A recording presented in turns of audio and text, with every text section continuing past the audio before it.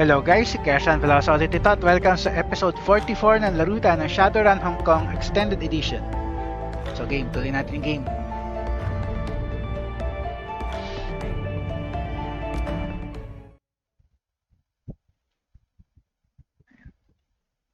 Nandito ulit tayo sa Heyoy.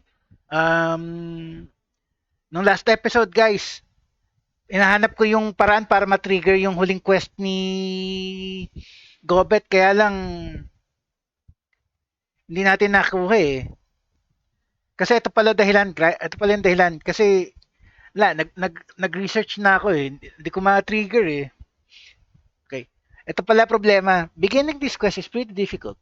First, you have to talk with Gobet about 4 times, collecting as many information from her as you can. Ilang beses na ba natin siya nakakausap? Di ko matandaan eh. Tapos you will find her on the upper deck of the ship in Hayoy. After that, take her with you for your next mission. And after completing it, go to her room and you will be called by Isabel who will tell you that Gobet is not around. So yun pala yung problema natin doon guys. So hindi natin ma-trigger kasi kulang pa tayo sa kakachika sa kanya eh. So balikan na lang muna natin. Wala na akong type para basahin to eh.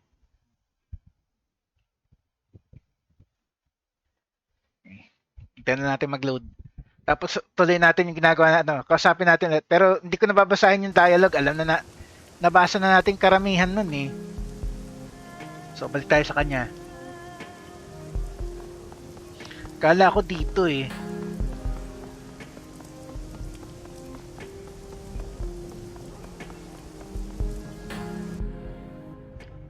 Teka, kunin ko na yung natitirang dalawang job opportunities.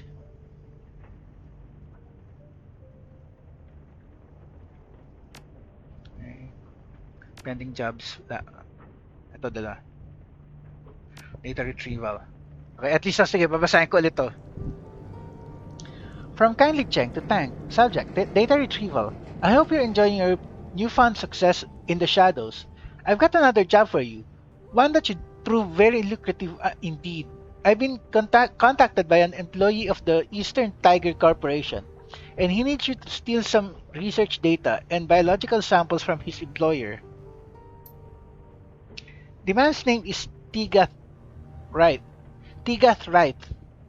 Until recently, he was a researcher on a genetic engineering project. He was cagey with the details, but I gathered that it centered around phenotypic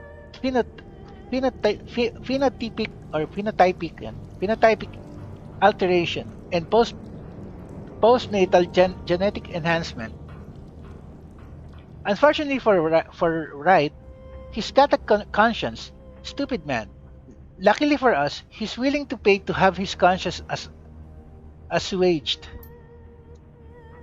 Wright's project was apparently quite horrible. Experiments on living children, total disregard for biomedical ethics or safety. And when Wright raised concerns, he was taken off the project. He's decided to step outside the bounds of the law and expose their wrongdoing to the world. The snag, you see, is that his wife and child live in Seoul, not quite the heart of Eastern Tiger's power, but close enough.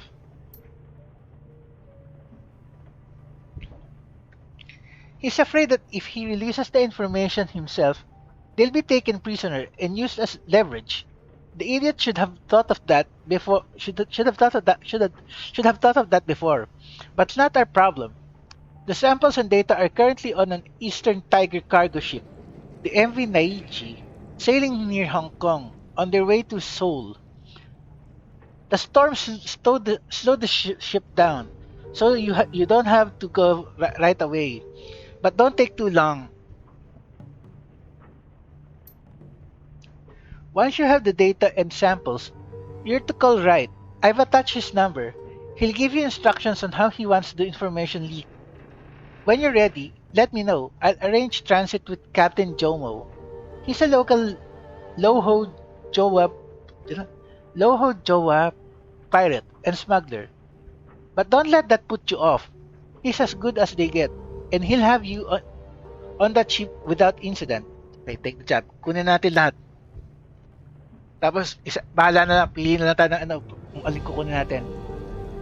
Kindly check to tank. Subject. Reply. Data retrieval. I've let Captain Jomo know you're ready. You can find him down on the end of the pier. My parlor is on. He'll handle everything from there on out. Okay, meron pa isa. Kunin natin lahat. Geomantic sabotage. From kindly check to tank. Subject. Geomantic sabotage. Geomancy is big business in the free enterprise zone. Here in Hong Kong, Feng Shui isn't just the act of rearranging your kitchen to make things look pretty. The fortunes of empires rise and fall with the ebb and flow of qi, and sometimes that flow needs a helping hand. Waxing Incorporated are the prominent practitioners of large-scale key manipulation here in the free enterprise zone. They've gone to great lengths to channel key from all over Hong Kong into their headquarters, an enormous monstrosity that they call the Waxing Sky Tower. There it is focused and transformed into good fortune through the building's geomantically attuned architecture and interior decoration. Our client believes that it is time for Waxing's good luck to run out. You are to infiltrate the Sky Tower and disrupt the flow of qi throughout the building, but you are to do so in two distinct fashions. First, you must disrupt the feng shui of the offices by subtly altering the environment of that level. This will consist of minor adjustments of desks, spilled water, and other small activities that are unlikely to be noticed. Ordinarily, even subtle disturbances of this nature would be noticed. This is why the client wishes you to make a much louder demonstration on the rooftop garden. The garden is to be ransacked, utterly destroyed, set fire to things, uproot trees, that kind of thing. Our client has also specified that he would like you to destroy the large Buddhist statue in the garden, smash the thing to bits, and leave them scattered across the rooftop. This level of destruction will keep Waxing's geomancers busy long enough that the more subtle disruptions below will take effect. In addition, it will send the kind of message our client would like Waxing to hear. I have utmost faith in your ability to cause destruction. The more disruptive you can cause on both levels of the Sky Tower, the happier the client will be. As you're not a spellcaster yourself, it may be wise to bring Gobet along. She will be able to see the most effective ways to disrupt the key of the building. Okay, take the run. Kunin na natin lahat. Sabay-sabay na. Okay. Shadowrun's BBS. Naman tayo pay data eh. Okay. Ang hinihintay nating dialogue dito sa BBS pork house ba yun? Basta something pork ang simula. Okay. Save muna natin dahil dala-dalawa tong kinuha nating jobs eh. Sunod-sunod na yun eh. Lahat na kinuha ko na eh. Okay. Save na muna natin.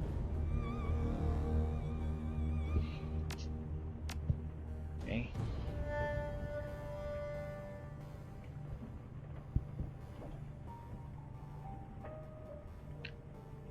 Okay. Balikan natin si Gobet. Di ko nababasahin yung dialogue. Basta kailangan kausapin lang din siya paulit-ulit daw eh. Pasaway yung trigger niya eh. At least ito si Isabel, di na problema. Siya na lang talaga eh. Kahit alin na lang. Hindi ko nababasahin. Ito na lang. Hindi ko nababasahin out loud.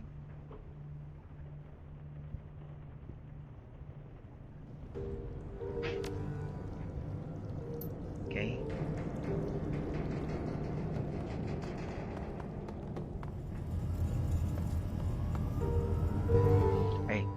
Tignan natin. Labas muna tayo tapos pasok ulit. Tignan natin kung magti-trigger. Pag hindi siya nag-trigger, kulang pa.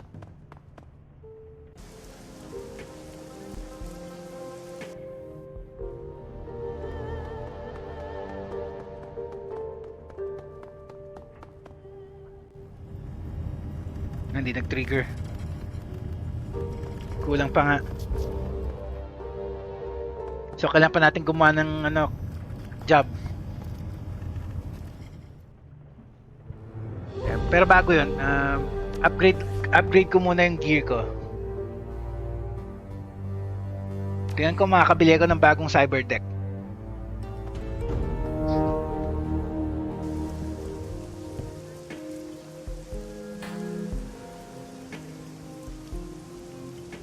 Ako makakabili ang bagong Cyberdeck.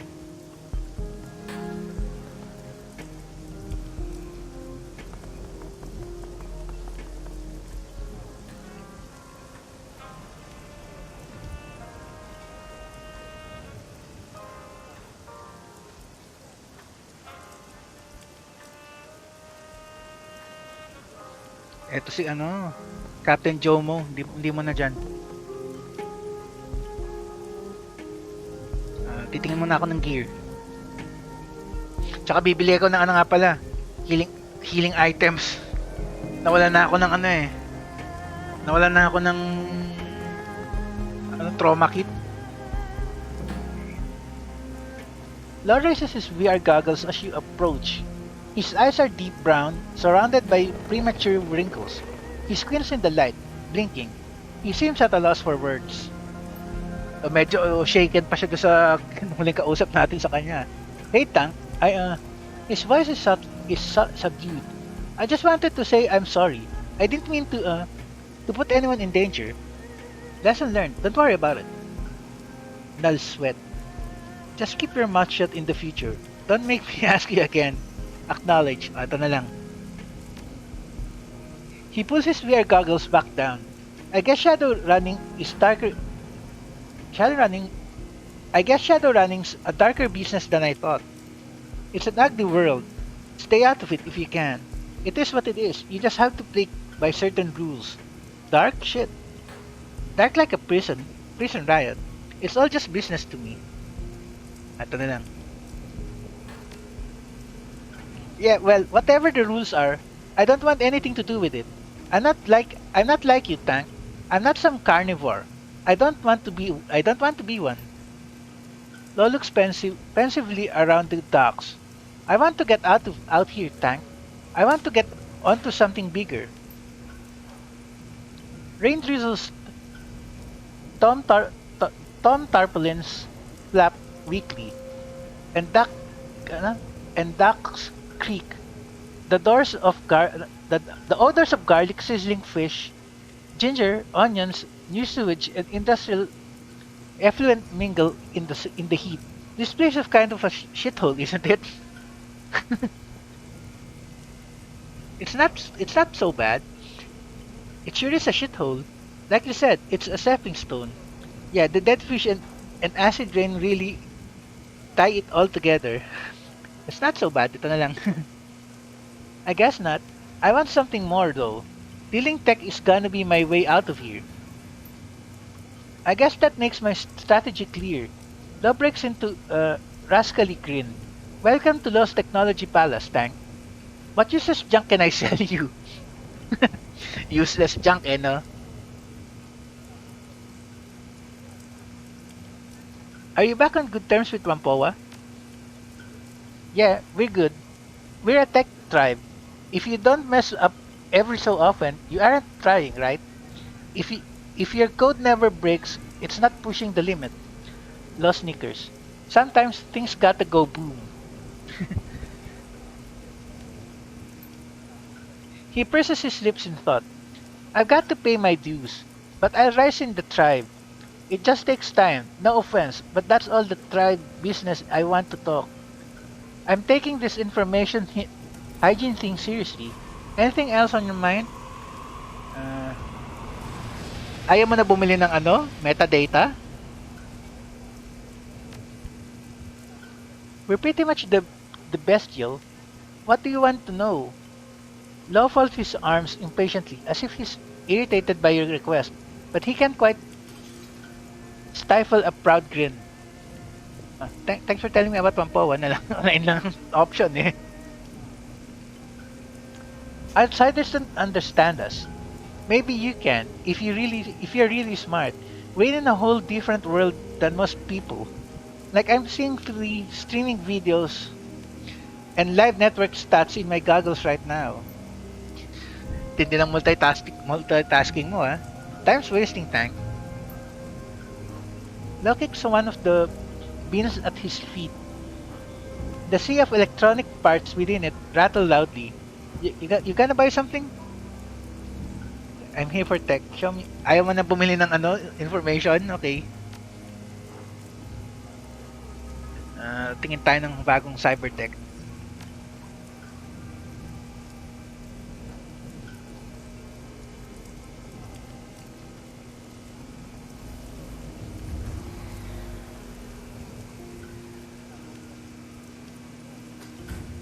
Required, teka, ano ba yun ah? Check ko muna yung ano ko, stats ko.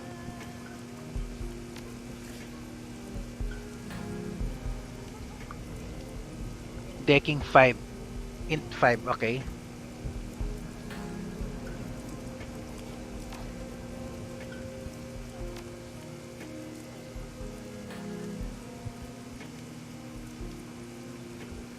Seven. Ito pwede.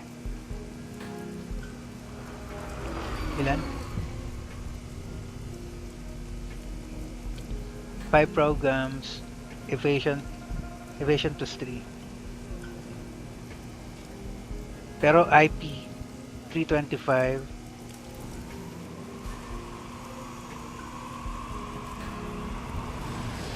Program 6. EPs 3. Pero ang baba ng ano.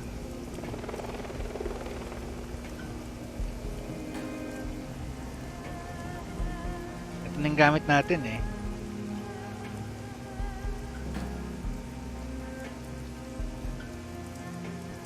Decking 5. Alin ba sa dalawa mas ganda? Yan. Mas mahaba yung ano, pero 3 lang AP. Ito for actually outright upgrade lang to eh. Programs 5. Evasion 3. Mas mataas lang yung hit points. Mas mataas ang hit points. Tapos programs pareho lang. Ito mas maganda kaya lang mas mababa, mas delikado. Evasion nga lang, evasion 5. Sige, ito na lang. Okay.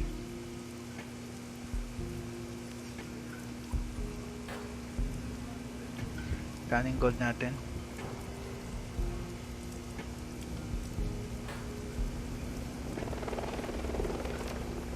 Spell ano muna, programs muna.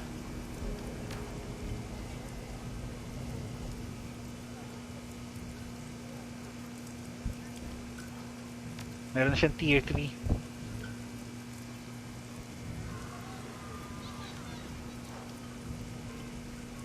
Erosion.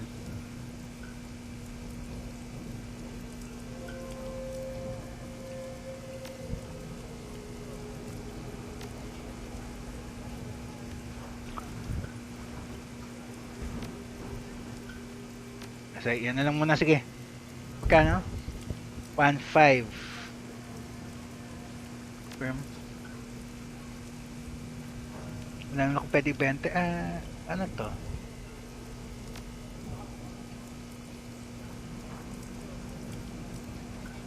Spell casting yan eh.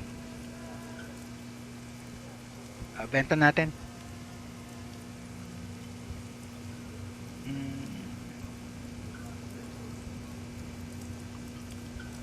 Firm. Teka. Benta tayong item. Benta natin yon.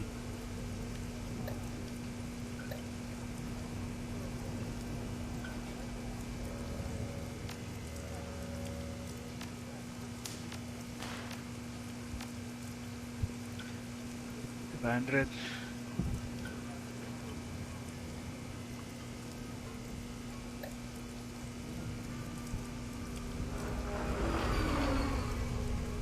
Wala nang tayong pwede benta. Ayun lang pala eh. Sige.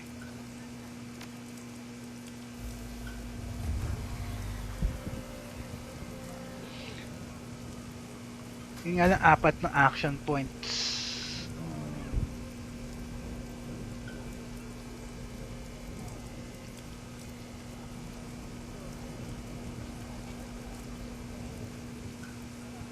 Ang baba nga lang ng... Ito na lang, sige, ito na lang.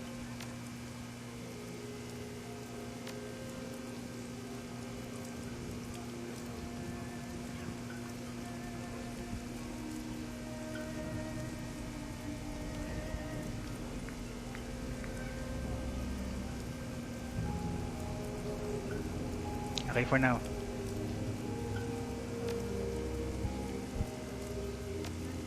Okay, benta tayo items. Wala na eh. Hindi na pwede benta talaga eh. Okay. Dispatch yan.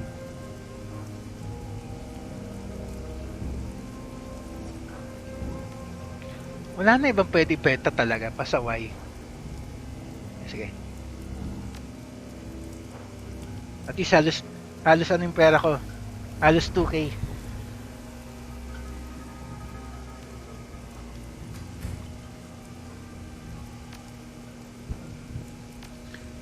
Balik naman tayo kay ano. Doon sa nagbebenta ng ano, yung para sa skills ko. See you later, Tank. Watch out for yourself. Carnivore. Long live the boom. Siya na nasa ba? Siya. Ito.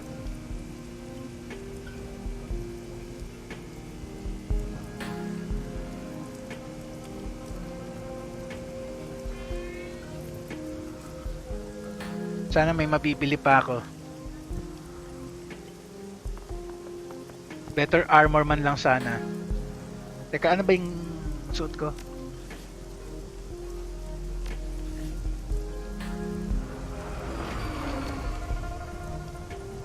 Kunai Ninja Suit Armor 6.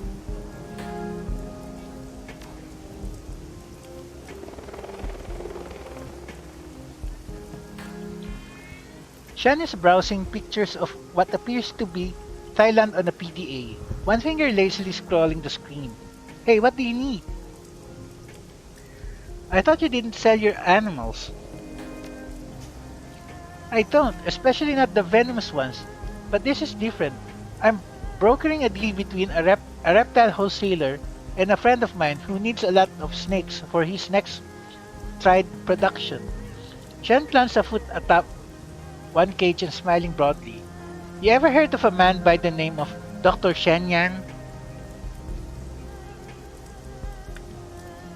Yung ano, yung gumagawa ng ano, mga duck wagon. Here, I even did some work for him.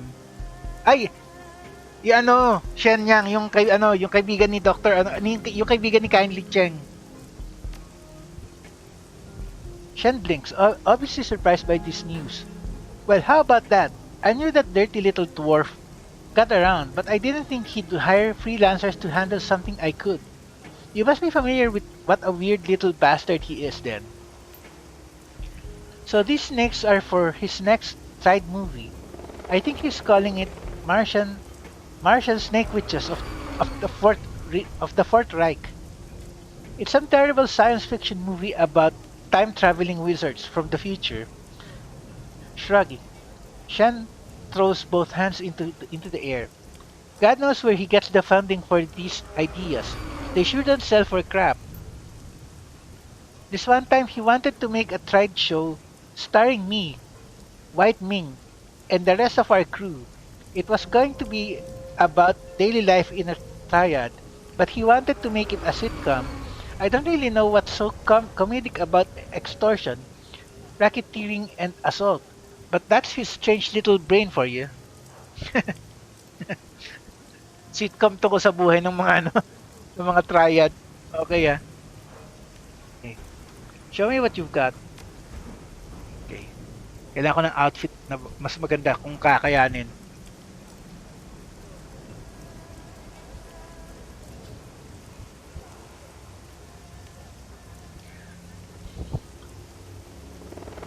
Ano? Tailored monks martial arts clothing. beneath a modified Ares military combat vest.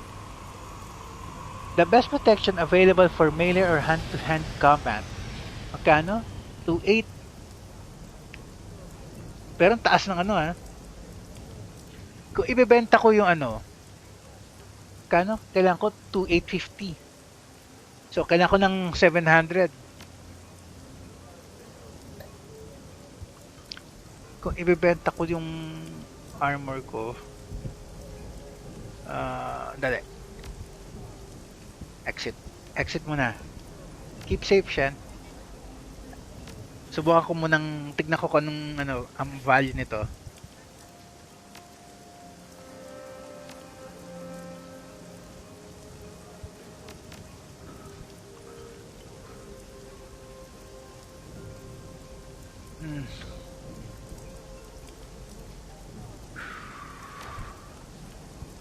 Wag na lang, weapon na lang muna biling ko.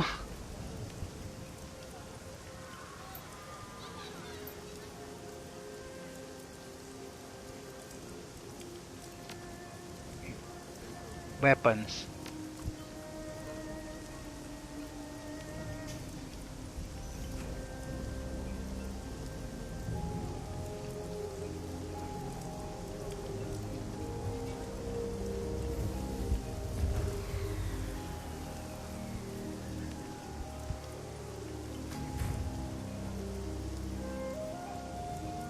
Combat 8, keycasting 5. Hindi pwede. Close combat 8. So wala akong pwedeng ano, wala akong bagong pwedeng i-equip for now.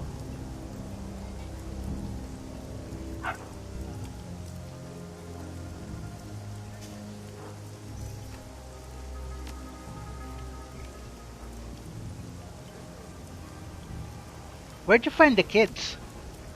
I didn't. They found me. Shen shrugs and grins crookedly. They heard about the triad. They heard about the triad monk who'll feed kids in exchange for odd jobs.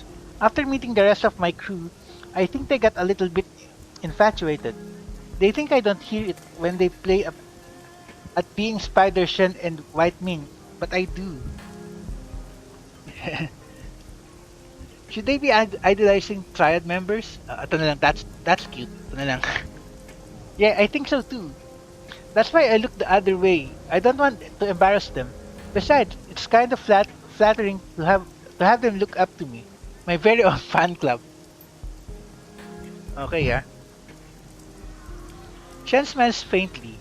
I remember what it was like to be those kids. Nobody cares if you live or die. So I told myself that when I started to make it, I'd give back to the community. That's how the triad started, you know. Self-protection and community service. If we can't help out our community, we're no better than the megas. Okay. Here I was thinking you were a bad monk. Chen snorts. I am a bad monk, sure. I meditate and say the sutras, but that whole vow of non-violence thing's the lesson I keep forgetting. But when it comes down to it, what it comes down to, though, is that I don't care. I didn't become a monk because I was a true believer. I did it because it was a ticket out of the gutter. The skills I learned there, I can use to improve things here. Shen leans back against the cage as arms folded. That seems awfully mercenary of you. So it's an altruism thing. Ito na lang. You're at the edge of the walled city, Tank. That's the kind of hellhole that gets created when we let the megas get their way. I've had people moralize and preach at me about being a better person. To hell with that. Shen spits off the side of the boat, scowling. You know what happens to nice people who aren't rich? They get killed, they get kidnapped, they get taken advantage of, and shoved in a dark hole that they can't climb out of, just because it saves a few pennies for somebody who already has wealth beyond measure. So I figured the moral thing to do is to put an iron spike right in every one of those bastards' foreheads. The corporate bigwigs, the corrupt cops, the slave traders. I have the skills to protect my friends, and I'm ashamed to use them. And I'm not ashamed to use them. Okay. That's it. That's all for now. Dali. Subukan kong hubarin yung ano ko, yung armor ko. Teka, punta muna ako dito sa may ano, tag dito.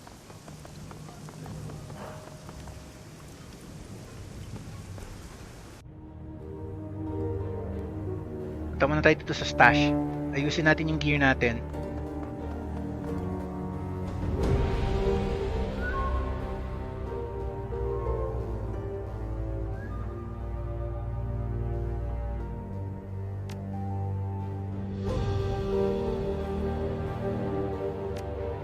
Pwede tanggalin.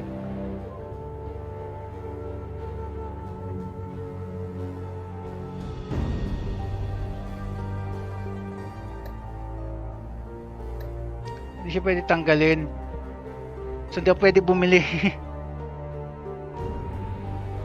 Subukan ko ibenta tong tatlong to.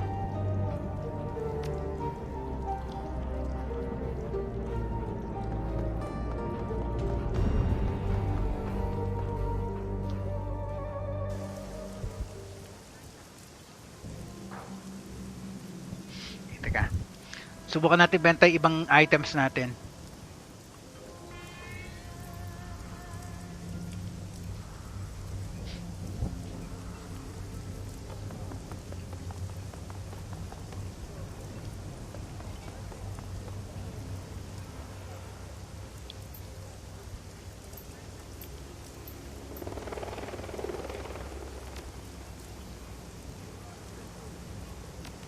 Benta naman, subukan natin benta ano. Kung magkano.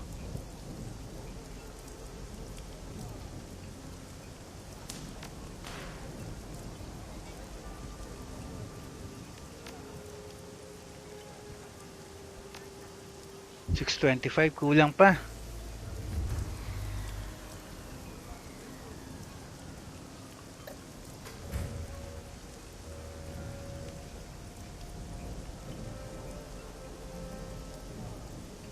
Kulang, wag na lang, wag na lang, wag na lang, wag na lang, wag na lang. Wag na lang, exit na lang. Wala, kulang eh.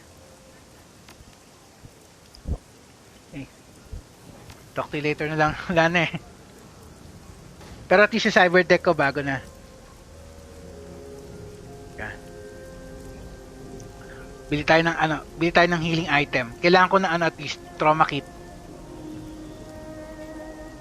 Ay, dito sa baba.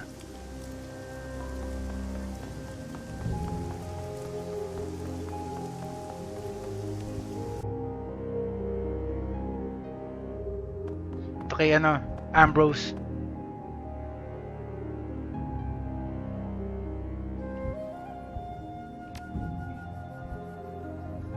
Medical supplies. Di ko kailangan ng cyberware.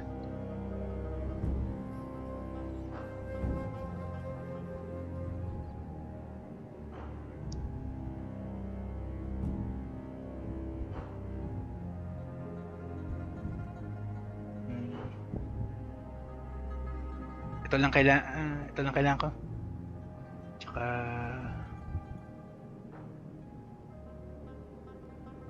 kuha ko isa nito.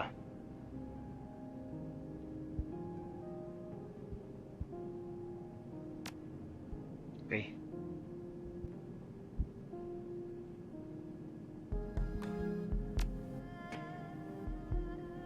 Okay. Salamat. Ayan, check ko lang yung time natin guys. Okay, may 10 minutes pa.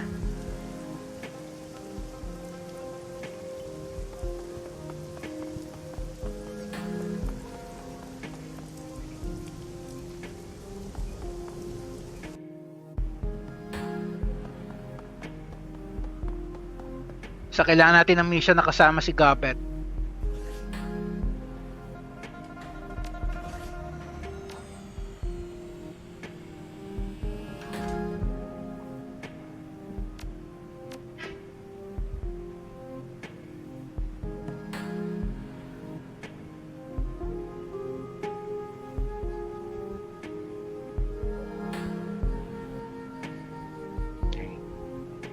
Wait lang guys. Pipili ko doon sa listahan ng quests. Teka. Ito.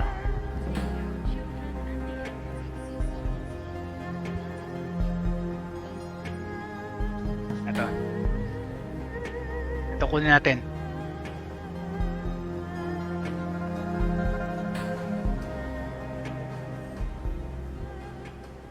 Ito.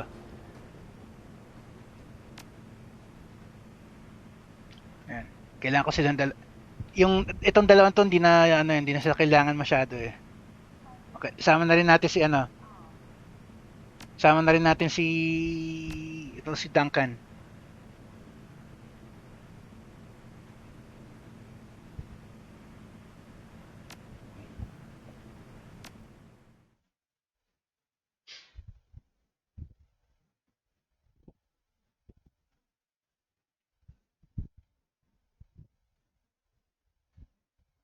The subway flies over the tracks toward Aberdeen.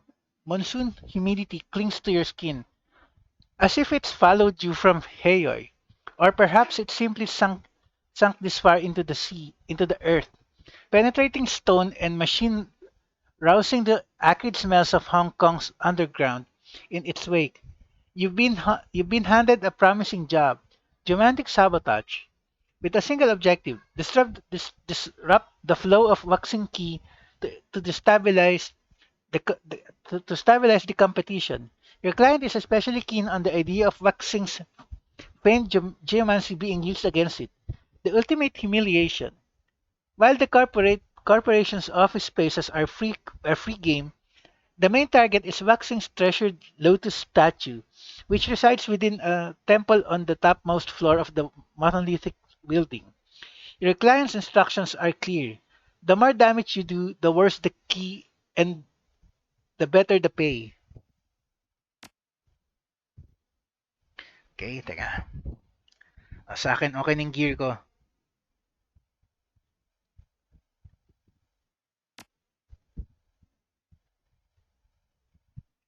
Sige, sa'yo na yun.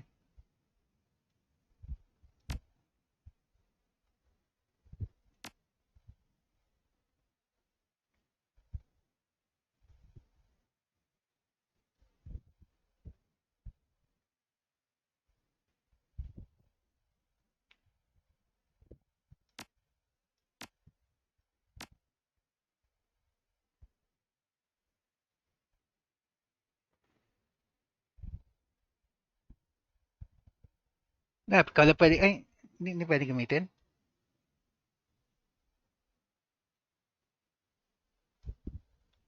Pwede. Okay, fine.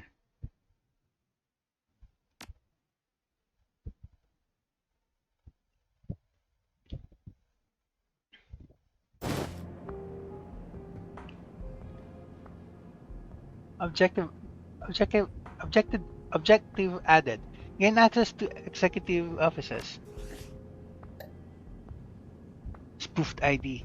Some falsified credentials that kindly provided. They will stand up to only a quick glance. Best not to rely on these for long.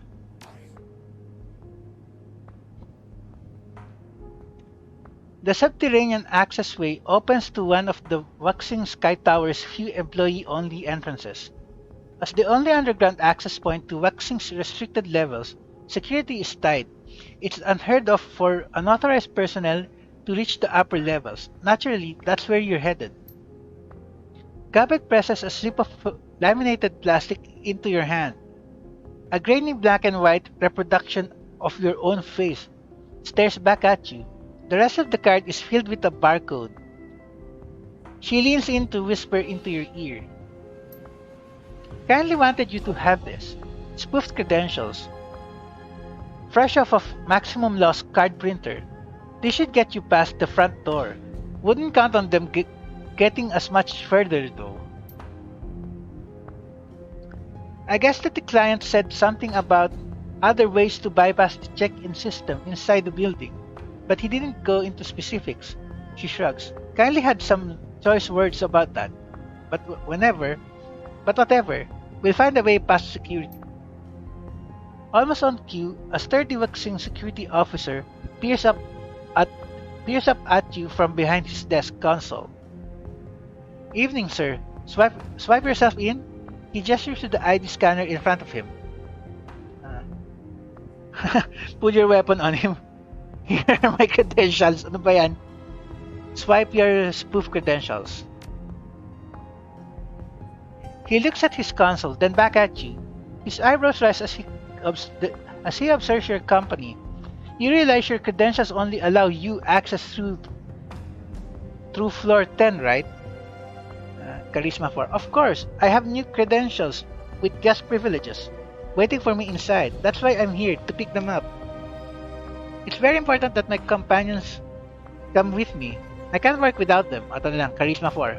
Mataas naman yung rating eh. The officer nods curtly. Right, go ahead and grab your new creds at the check-in terminal. Have a good night, sir.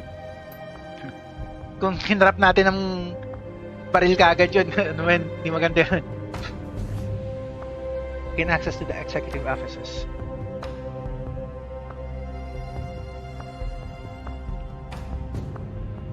Tingnan natin kung nandito sa side na to.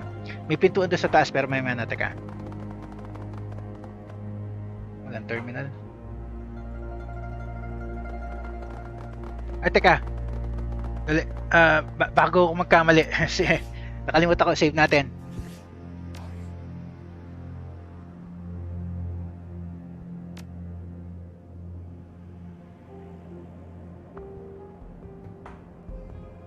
Okay.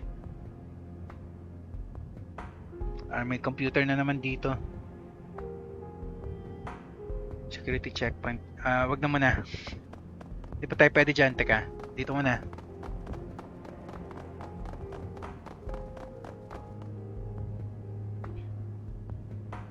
Maxing employee check-in. Security guard. Pasok tayo dito.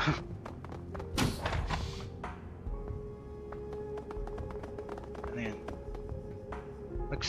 Waxing employee.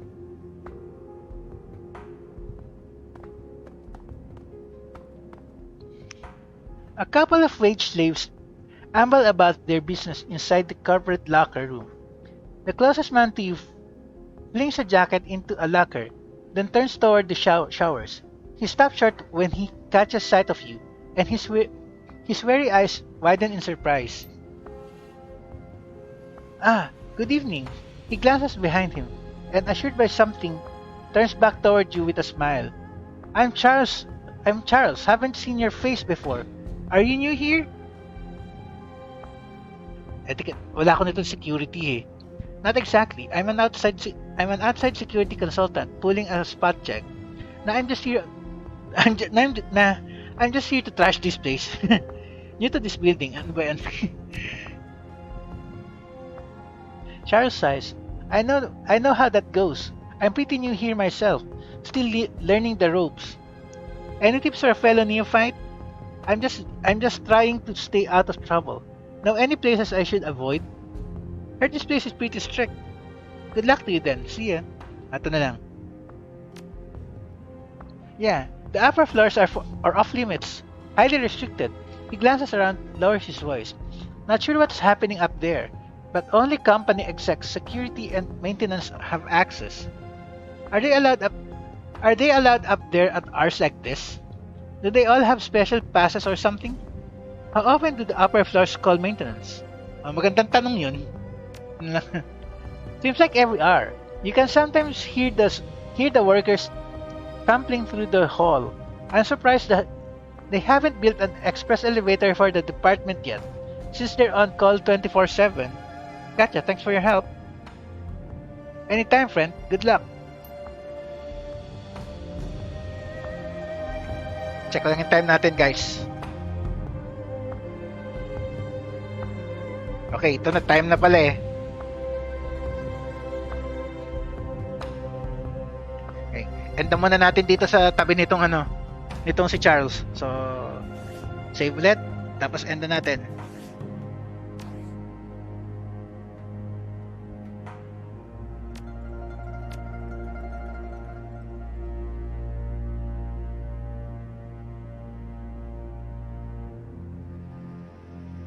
Okay.